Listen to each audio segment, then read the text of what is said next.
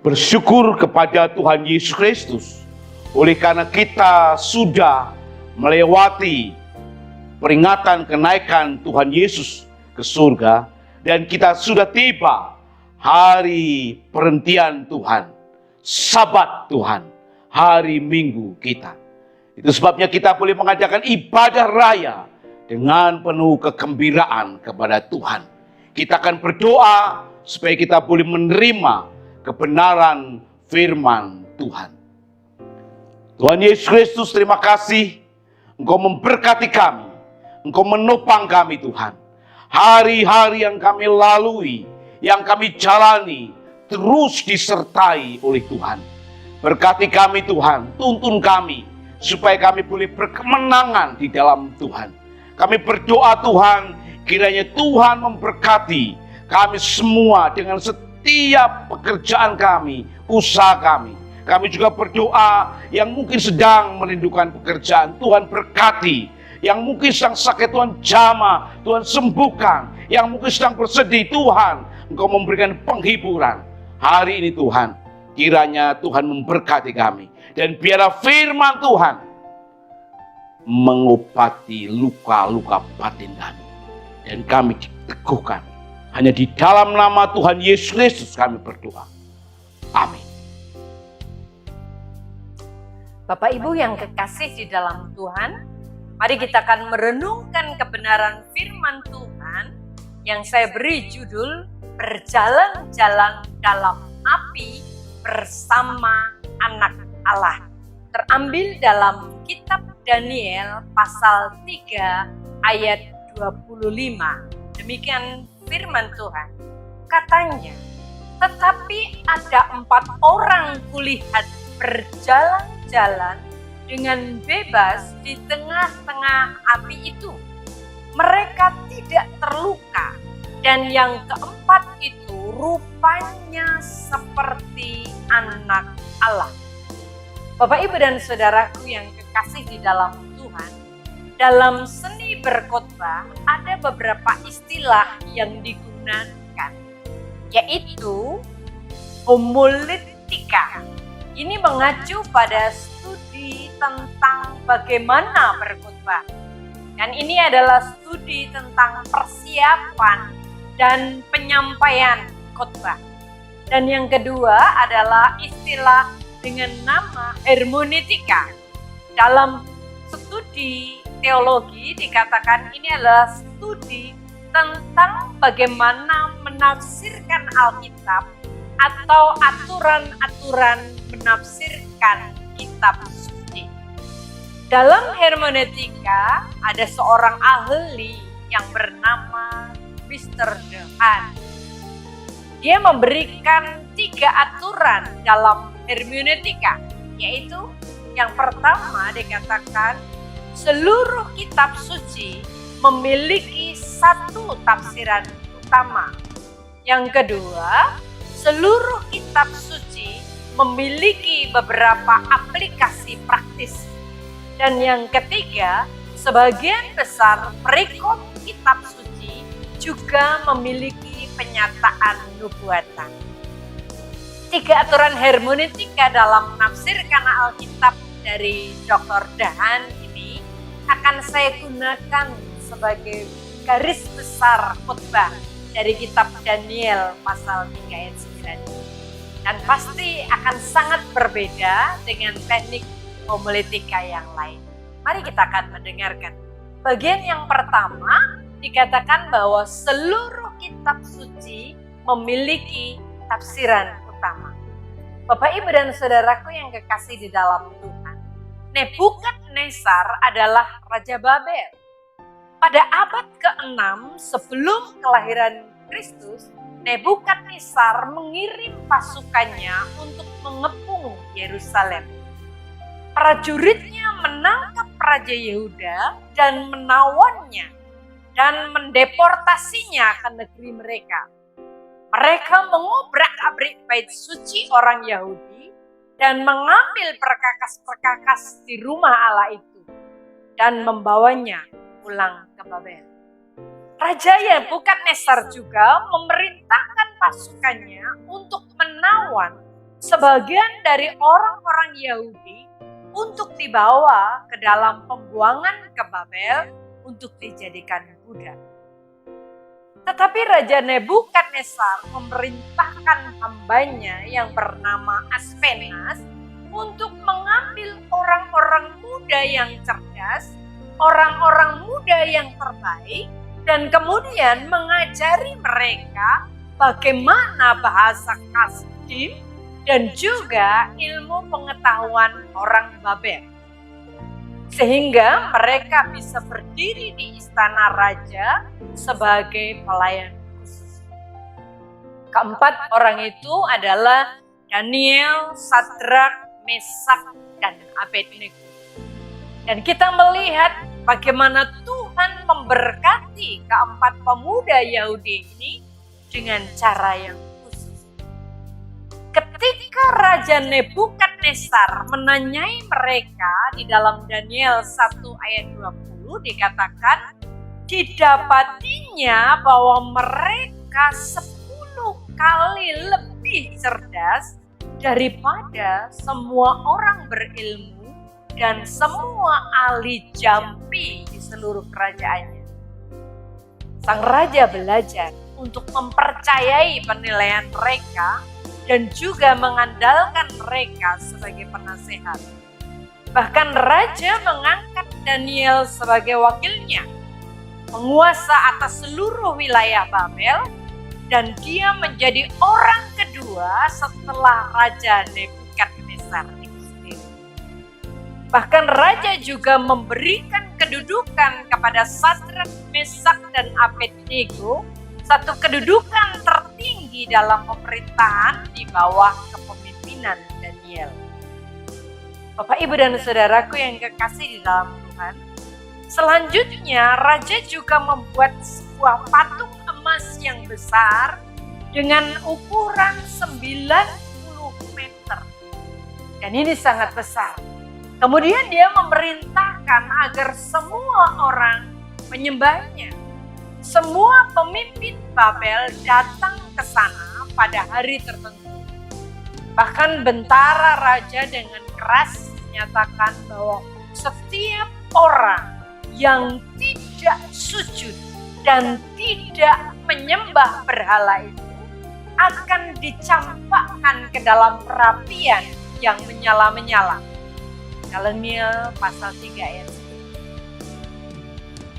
1. Sadrak, Mesak, dan Abednego menyembah Tuhan Allah. Tuhan Allah Israel. Jadi mereka tidak sujud menyembah patung berhala raja itu. Para ahli jampi dan orang Kasdim sudah menaruh rasa iri kepada 3 orang Yahudi itu. Sehingga mereka menghadap raja dan berkata, orang-orang ini tidak mengindahkan titah tuanku, ya raja.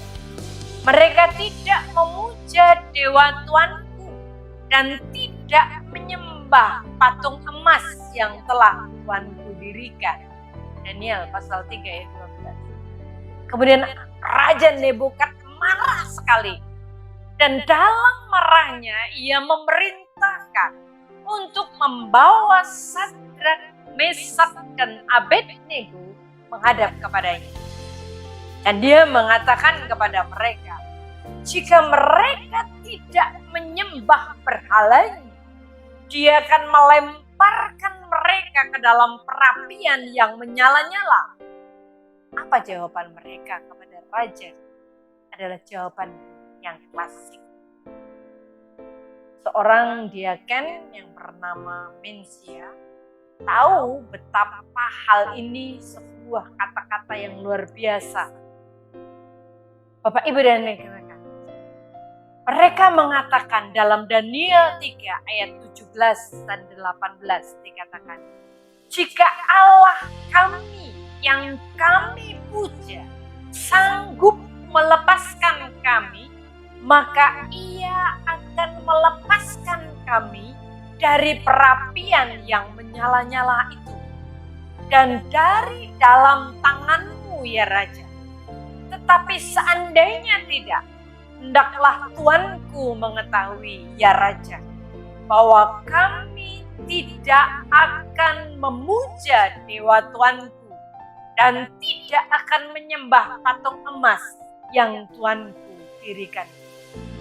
Bapak, Ibu, dan saudaraku yang dikasihi di dalam Tuhan, perkataan ini dilanjutkan. Allah kami dapat menyelamatkan kami, namun jika tidak, kami tetap tidak akan mau menyembah berhala Tuhan. Wow, Raja sangat marah kepada mereka karena mereka jawab dia seperti itu. Dia memerintahkan kepada para pegawainya untuk membuat perapian itu jauh lebih panas. Dia memerintahkan prajuritnya untuk mengambil 3 orang Yahudi itu dan melemparkan mereka ke dalam nyala api. Akhirnya Raja melihat ke dalam perapian itu. Dia sangat heran apa yang dilihatnya. Dan dia mengatakannya dalam Daniel 3 ayat 20. Tetapi ada 4 orang yang kulihat berjalan-jalan dengan bebas di tengah-tengah api itu. Mereka tidak terluka. Dan yang keempat itu rupanya seperti anak dewa. Dalam King James Version disebut anak Allah. Seperti anak Allah. Bapak, Ibu, dan saudaraku yang kekasih di dalam Tuhan, Raja memerintahkan mereka untuk keluar dari perapian itu. Ia memuji Allah mereka, Allah Israel. Ia berkata bahwa Allah telah mengutus malaikatnya dan melepaskan hamba-hambanya yang telah menaruh percaya kepadanya. Daniel 3 ayat 28. Selain itu, Nebukadnezar mengembalikan 3 pemuda itu ke posisi pekerjaan lama mereka. Dan Raja membuat keputusan bahwa tidak ada yang boleh berbicara melawan Allah Israel. Dan dia berkata, tidak ada Allah lain yang dapat melepaskan secara demikian itu. Luar biasa, saudara. Ini sangat dahsyat. Daniel 3 ayat 29 menuliskan bagaimana Nebukadnezar mengakui tidak ada Allah lain yang dapat melepaskan secara demikian itu. Dan itu salah satu tafsiran utama dari ayat tersebut. Namun masih ada lagi. Kita lihat yang kedua. Bahwa seluruh kitab suci memiliki beberapa aplikasi praktis. Satu tafsiran namun beberapa aplikasi. Dan itu adalah aturan dalam hermeneutika atau dalam ilmu penafsir Alkitab. Saya dapat berpikir tentang beberapa aplikasi penting dari catatan peristiwa ini. Yang pertama, aplikasi yang pertama tentu saja adalah bagi orang-orang Yahudi lainnya yang dibawa ke pembuangan Babel. Mereka tentu tergoda untuk melakukan asimilasi atau berasimilasi, untuk berbaur dengan budaya penyembahan berhala di sekitar mereka. Dan mereka berhenti menjadi umat Allah. Catatan-catatan peristiwa tentang Daniel di kandang singa, 3 pemuda Ibrani dalam perapian yang menyala-nyala itu, pertama-tama disampaikan untuk mengajar orang Yahudi di Babel agar mereka tidak harus menyerah dalam mempertahankan warisan dan iman mereka kepada Allah. Namun catatan peristiwa ini juga berlaku bagi orang-orang Kristen saat ini. Kita hidup pada masa di mana meningkatnya penyesatan di gereja-gereja. Kita sedang ditelan oleh dunia ini. Kita menjadi begitu mirip dengan dunia ini. Sehingga kita tidak bisa lagi membedakan antara orang Kristen rohani dan penyembah berhala. Ini sangat buruk sekali, Bapak Ibu. Tidak ada perbedaan. orang Kristen rohani dengan orang Kristen duniawi, atau bahkan dengan penyembah-penyembah berhala.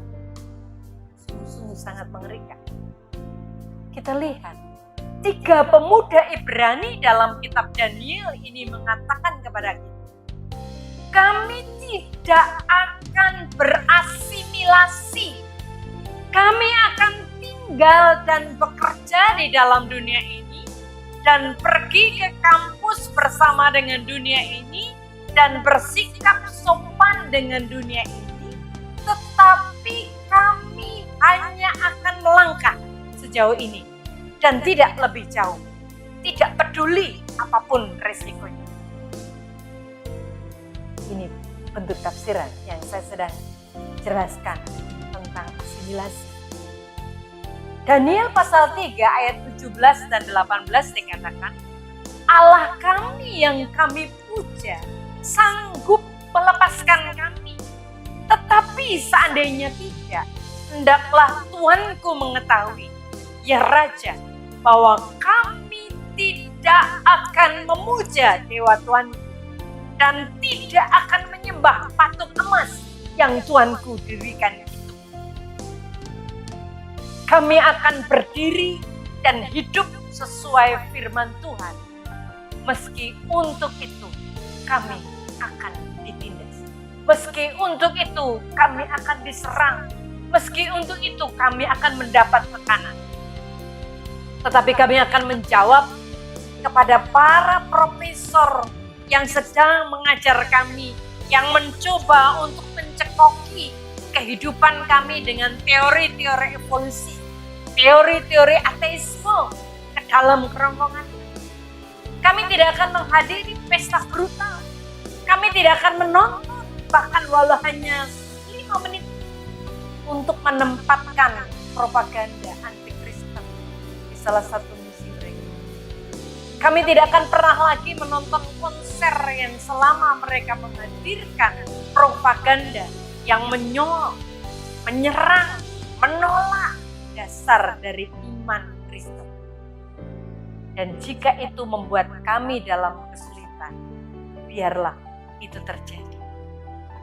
Saudaraku yang kekasih di dalam Tuhan, jika kaum muda berkata seperti itu, mari kita lihat Daniel pasal 3 ayat 8. Tetapi seandainya tidak, hendaklah Tuanku mengetahui, ya Raja, bahwa kami tidak akan memuja Dewa Tuanku dan tidak akan menyembah patung emas yang Tuanku dirikan itu. Dan kami katakan, kaum muda mungkin akan berkata, kami akan katakan kepada dunia yang masih terhilang, kami tidak akan menghadiri pesta narkoba di sekolah kami. Kami tidak akan mengisap ganja.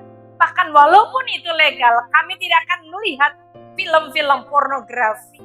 Kami tidak akan mengikuti teladan-teladan yang menggugurkan bayi kami.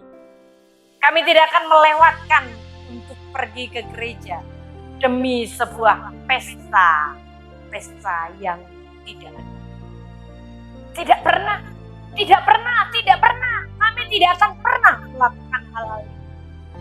Wow, jika hal itu menjadi pikiran kaum muda, pikiran kita orang-orang Kristen, mari kita lihat apa yang ketiga orang Yahudi itu katakan. Allah kami yang kami puja sanggup melepaskan kami. Tetapi seandainya tidak, hendaklah Tuanku mengetahui, ya Raja, bahwa kami tidak akan memuja Dewa Tuanku dan tidak akan menyembah patung emas yang Tuanku dirikan. Tidak pernah, dan tidak akan pernah. Kami akan berjalan-jalan dalam perapian yang menyala-nyala bersama dengan anak Allah. Kami akan berjalan-jalan dalam perapian itu, bahkan walaupun Allah mengizinkan kami untuk terbakar. Kami tidak akan sujud kepada budaya budaya pornografi, obat-obatan, materialisme yang menjadi Tuhan mereka. Kami akan berjalan dalam perapian bersama dengan Allah. Iman umat, imanku, iman Sadrak, Mesak, Abednego adalah juga menjadi iman kami sampai maut. Kami akan tetap setia. Bapak, Ibu, dan saudaraku yang kekasih dalam Tuhan, mungkin propaganda yang sedang saya sampaikan, pernyataan firman Tuhan tentang kehidupan Sadrak, Mesak, dan Abednego, saudara akan berkata, wah, sulit. Tapi saya mau katakan, untuk saudara yang saat ini sedang mengalami pencobaan berat, jangan dengarkan jika seseorang memberitahu saudara bahwa kehidupan seorang Kristen sejati itu selalu mudah. Karena apa? Tuhan Yesus menjelaskan kepada kita dalam Injil Matius 16 ayat 24 dikatakan, setiap orang yang mau mengikut aku, ia harus menyangkal diri, memikul salibnya dan mengikut aku. Bahkan dalam Kisah Para Rasul 14 ayat 22, Rasul Paulus berkata, untuk masuk ke dalam kerajaan Allah, kita harus mengalami banyak sengsara.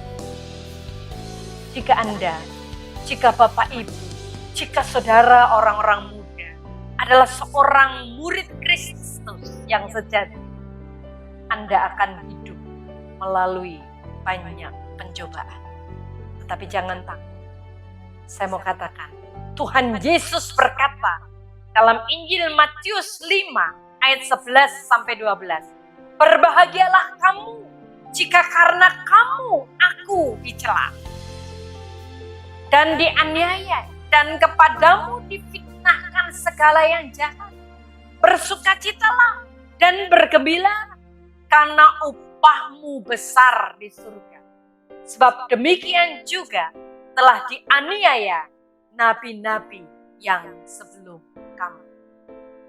Tidak peduli apapun pencobaan dan penderitaan yang saat ini saudara sedang alami, Tuhan Yesus berkata, anakku, aku sekali-kali tidak akan membiarkan engkau, dan aku sekali-kali tidak akan meninggalkan engkau. Luar biasa. Janji Tuhan sangat indah. Ingatlah bahwa ada orang keempat di dalam perapian yang menyala-nyala bersama dengan 3 pemuda Ibrani itu. Dan yang keempat itu rupanya seperti anak Allah. Daniel 3 ayat 25. Yesus, anak Allah itu ada bersama dengan mereka dalam perapian menyala-nyala. Yesus dalam bentuk prainkarnasinya membuat mereka tidak terluka dalam perapian yang menyala-nyala itu. Percayalah saudara kepada Dia. Dia akan membawa saudara dan saya aman melalui setiap pencobaan dari kehidupan. Tuhan menempatkan kita dalam kasih setia. Dan yang ketiga saudara, sebagian besar perikop kitab suci juga memiliki satu pernyataan nubuatan. Ketiga pemuda Ibrani adalah suatu gambaran tentang orang Israel di antara bangsa-bangsa. Dia dilemparkan ke dalam tungku penderitaan dan penganiayaan, sehingga menurut semua ukuran manusia seharusnya mereka sudah binasa. Tetapi secara ajaib mereka dipelihara. Bahkan dalam api pembakaran ras kebencian, atau orang sering menyebutnya semitisme, antisemitisme, dan penganiayaan. Karena mereka adalah umat perjanjian Allah. Dan akhirnya dengan mengagumkan, diselamatkan, dan ditinggikan di antara bangsa-bangsa. Bapak, Ibu, dan Saudaraku, rahasia nubuatan apa yang terambil dalam perikop? Nubuatan apa yang sedang disampaikan dari nats ini? Setiap bangsa, bukan Yahudi, pernah menganiaya orang-orang Yahudi. Mesir, Babilonia, Yunani, Romawi, Spanyol, Perancis, Rusia, dan Jerman. Setiap dari mereka telah menganiaya orang-orang Yahudi dan telah mencoba untuk memusnahkan mereka. Tetapi mereka semua telah gagal. Karena apa? Karena Israel adalah umat Allah yang kekal. Allah selalu bersama dengan Israel dalam suku penderitaan. Dan Allah tidak akan gagal memelihara mereka hingga sekarang. Saudara bisa lihat bagaimana Tuhan membuat perjanjian dengan Abraham yang tidak dapat dihancurkan. Tuhan mengatakan kepada leluhur mereka bahwa tanah Kanaan telah diberikan kepada orang-orang Yahudi untuk selama-lamanya. Dalam Kejadian 15 ayat 18 dikatakan, pada hari itulah Tuhan mengadakan perjanjian dengan Abraham serta berfirman, kepada keturunanmu lah berikan negeri ini, mulai dari sungai Mesir sampai ke sungai yang besar itu, yaitu sungai Efrat. Kepadamu dan kepada keturunanmu akan kuberikan negeri ini yang kau diami sebagai orang asing, yakni seluruh tanah Kanaan akan kuberikan menjadi milikmu untuk selama-lamanya, dan aku akan menjadi Allah mereka. Bapak, Ibu, dan Saudaraku yang kekasih di dalam Tuhan, sepanjang masa orang-orang Yahudi telah dianiaya. Seiring dianiaya juga orang-orang Kristen palsu oleh orang-orang Kristen palsu maksud saya. Karena tidak ada orang Kristen sejati yang akan pernah merugikan umat perjanjian Allah. Tetapi Tuhan Yesus selalu menjadi orang keempat dalam perapian yang menyala-nyala. Menderita bersama dengan orang-orang Yahudi dan akhirnya memberikan kemenangan besar kepada mereka atas bangsa-bangsa penyembah berhala. Pada akhirnya, nubuatan Rasul Paulus benar-benar akan menjadi kenyataan.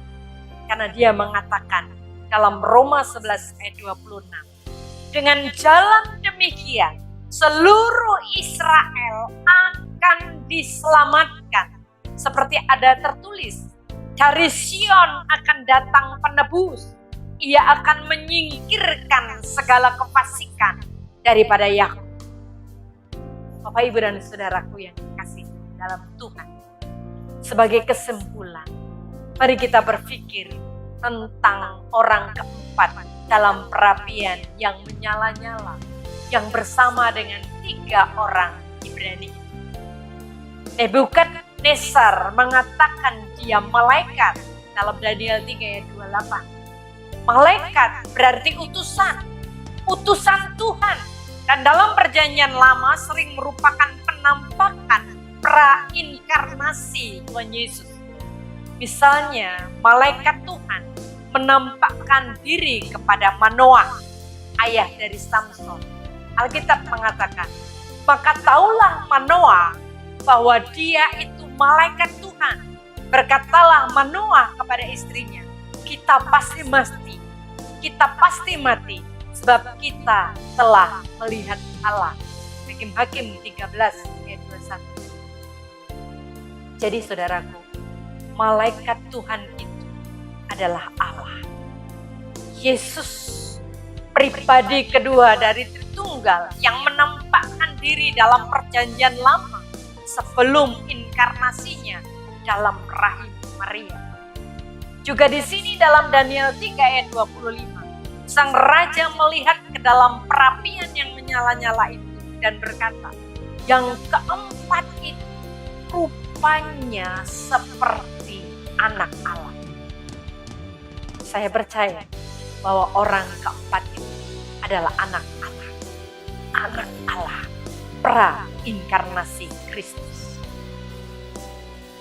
Betapa karakteristik Yesus yang datang dan berbagi penderitaan dan menerima penolakan dari orang-orang milik, dan pada akhirnya akan menyelamatkan mereka.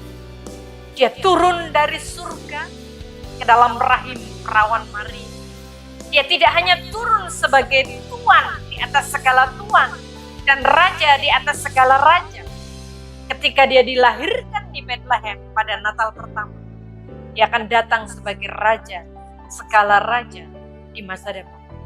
Pada kedatangannya yang kedua kali. Tetapi dia datang ke dalam rahim Maria untuk menyelamatkan kita. Sama seperti dia datang ke dalam perapian yang menyala-nyala itu untuk menyelamatkan 3 pahlawan Yahudi yang gagah berani. Yesus datang dari surga untuk menderita di dunia ini, untuk menyelamatkan umatnya dari perapian neraka. Kita semua akan menghabiskan kekekalan dalam api yang tidak akan pernah padam. Tetapi Tuhan Yesus datang untuk menderita dan mati di atas kayu salib untuk membayar hukuman karena pemberontakan kita. Allah menempatkan semua dosa kita di dalam tubuhnya di kayu salib. Di kayu salib. Jadi Yesus menebus semua dosa umatnya. Dia sudah mati di dalam kubur selama 3 hari. Tetapi pagi-pagi benar pada hari yang ketiga, dia bangkit secara fisik. Dia naik kembali ke surga dan sekarang berdoa untuk Anda duduk di sebelah kanan Allah. Bila saudara percaya kepada Tuhan Yesus dalam hati saudara, Dia pasti mengampuni dosa-dosa saudara. Dia akan menyucikan saudara dengan darah. Bila saudara percaya Yesus di dalam hati saudara, Dia akan menyelamatkan saudara, mengangkat saudara keluar dari api yang menyala-nyala itu. Sama seperti Dia menyelamatkan 3 pemuda Ibrani dari api itu. Jika saudara ingin berbicara secara khusus, datanglah kepada Tuhan. Dia pasti menyelamatkan saudara. Tuhan Yesus, kami bersyukur oleh karena kebenaran firman-Mu hari ini. Kami percaya ada nubuatan yang Tuhan sudah nyatakan bahwa Tuhan Yesus datang ke dalam dunia adalah menyelamatkan kami. Dan ketika kami percaya kepada-Mu, kami diselamatkan. Kami diangkat, kami dibebaskan dari perapian yang menyala-nyala itu untuk beroleh kehidupan yang kekal. Berkati kami Tuhan, supaya kami tetap kuat di dalam Engkau. Tidak kompromi, tidak berasimilasi dengan dunia ini. Tetapi kami tetap kuat di dalam Engkau. Dalam nama Tuhan Yesus kami berdoa. Haleluya. Amin. Pada Tuhan Yesus, hari ini kami berdoa Tuhan untuk seluruh jemaat-jemaat Tuhan yang bekerja. Tuhan memberkati, yang terus berusaha dengan segala keaktifan mereka. Tuhan juga berkati. Yang mungkin kekurangan, Tuhan Engkau menolong mereka. Yang sakit Tuhan jamah, yang sedang ada masalah, mari Tuhan beri penghiburan buat mereka. Berkati kami semua Tuhan. Kami berdoa di dalam nama Tuhan Yesus Kristus. Semua dicukupkan oleh Tuhan.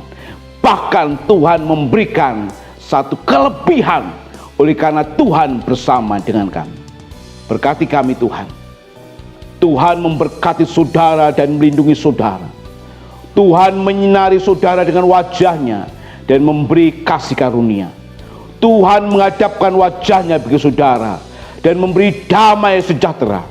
Di dalam persekutuan Allah Bapa, Yesus Kristus serta Roh Kudus, pulanglah dan tetap tinggal di rumah, dan Tuhan memberikan damai sejahtera. Amin.